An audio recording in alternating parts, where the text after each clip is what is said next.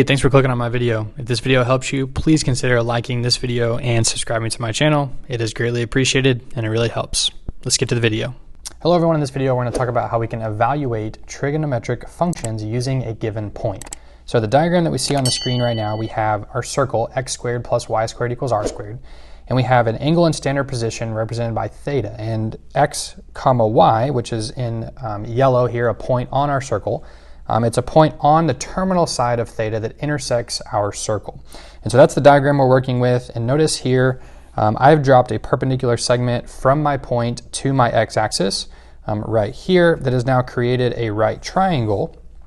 And now we can give values to the legs of our right triangle and to the hypotenuse. So our vertical leg would be y, because that would represent the distance of our y coordinate from the x-axis. And our x coordinate, or our horizontal leg, we would represent with x, okay? And so whenever we're looking at this, like in the example we're going to do in this video, we will give the sign to x and y based on the quadrant that it is located in.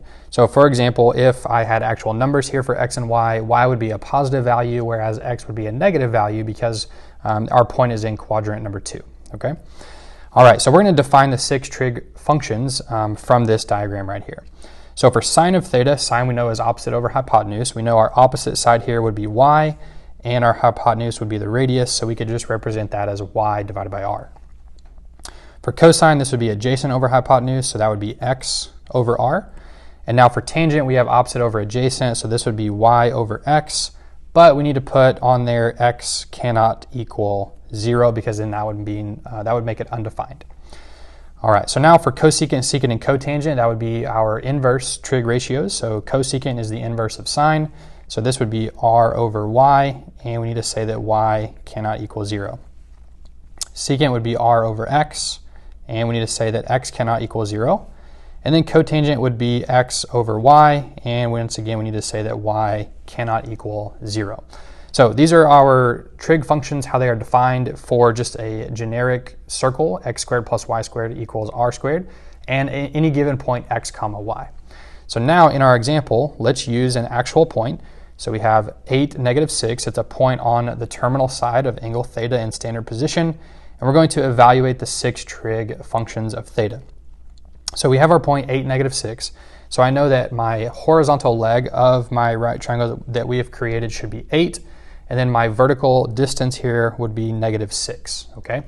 Now we need to complete this triangle by finding the length of the hypotenuse. Well, this is a 6, 8, 10 Pythagorean triple, so we're gonna put a hypotenuse length of 10 there, or the distance from theta or from our origin to the point that's on our circle. All right, so now we can use sine, cosine, tangent, and cosecant, secant, and cotangent, our 6 trig functions, to define our angle. All right, so for sine, we know that it is opposite over hypotenuse, or we could remember that it is y over r. So in this case, that would be negative 6 over 10, and we could reduce that to being negative 3 over 5. Cosine, we said, is adjacent over hypotenuse, or x over r. So this would be 8 over 10, which would reduce to 4 over 5. Tangent would be opposite over adjacent, or we said it is y over x.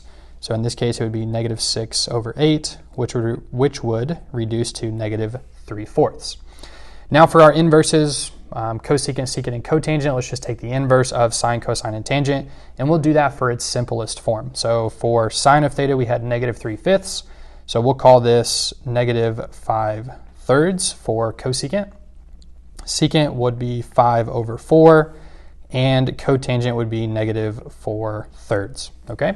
And so that's how you can evaluate the 6 different trig functions given a point on your circle, or a point on the terminal side that intersects the circle.